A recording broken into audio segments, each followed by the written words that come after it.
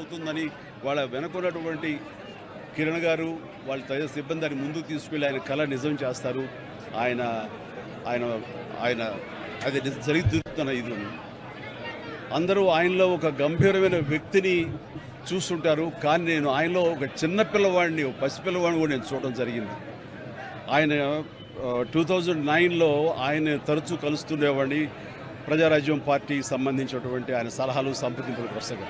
ఆ సమయంలో భోజనం అయిన తర్వాత నేను ఆయనకు ఒక పెన్ను, ఒక కార్టియర్ పెన్ను నేను ఆయనకి గిఫ్ట్గా ఇవ్వడం జరిగింది. ఎందుకంటే ఆయన పెన్నులు కలెక్ట్ చేస్తారు, ఆయన హాబీగా ఉంది అని తెలిసినప్పుడు ఆయనకు ఆ పెన్ను ఇచ్చినప్పుడు సుతారంగా వద్దు అంటారేమో అనుకున్నాను. కానీ చాలా ఆప్యాయంగా తీసుకుంటూ చిన్నపిల్లవాళ్ళగా ఆ పెన్ను చూసుకుంటూ, ఒక చిన్నపిల్లవాడికి టాయ్ ఇస్తే ఎంత ఎగ్జైట్ అవుతారో అంత ఎగ్జైట్ అవుతావు. వండర్ఫుల్ పెన్, చాలా బాగుంది చిరంజీవి గారు అని. మీకు అంత ఇష్టం అంటే, అయ్యో నాకు పెన్నులు కలెక్ట్ చేయడం చాలా ఇష్టం, రండి చూపిస్తానంటూ లోపలికి తీసుకువెళ్ళి ఇదే హౌస్లో ఆయన బీరువా తెరిచి ఆయన కలెక్ట్ చేసినటువంటి మంచి మంచి గొప్ప పెన్స్ అని చూపించి, ఇన్ని పెన్స్ ఏం చేసుకుంటారండి అంటే, అయ్యో వీళ్ళు చాలా ఇష్టం అండి, నా మనసుకు ఏదైనా ఆలోచన తోచినప్పుడు ఒక్కొక్కసారి ఒక పెన్తో డైరీలో రాసుకుంటానన్నట్టు ఆయన రకరకాల ఇంకులతోటి, ఎరుపు, నలుపు, ఆకుపచ్చ, బ్లూ, ఎరుపు ఇలాంటి రంగులతోటి ఆయన కప్లెట్స్ లాగా ఆయన ఆలోచనల్ని అక్షర రూపంలో ఆ డైరీలో రాసుకోవడం చూసిన తర్వాత ఆయన నిరంతరం ఈ సొసైటీకి ఏం చేయాలి, నెక్స్ట్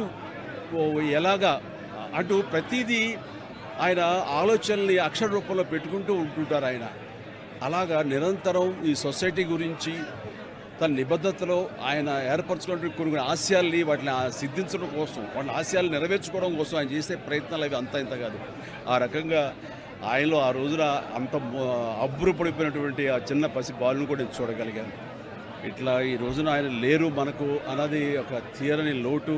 ఇది ఆయనకి, ఆయన కుటుంబానికే కాదు, యావత్ తెలుగు జాతికే ఒక పెద్దని కోల్పోయారు, ఒక గొప్ప వ్యక్తిని కోల్పోయారు, ఒక మహాశక్తిని కోల్పోయాం మనందరం. ఈ సందర్భంగా ఆయన ఎక్కడున్నా సరే ఆ స్వర్గంలో ఉంటారు, మన దరిదాపులోనే ఉంటారు, మన దగ్గరే ఉంటారు, మనకు తోడుగా ఉంటారు.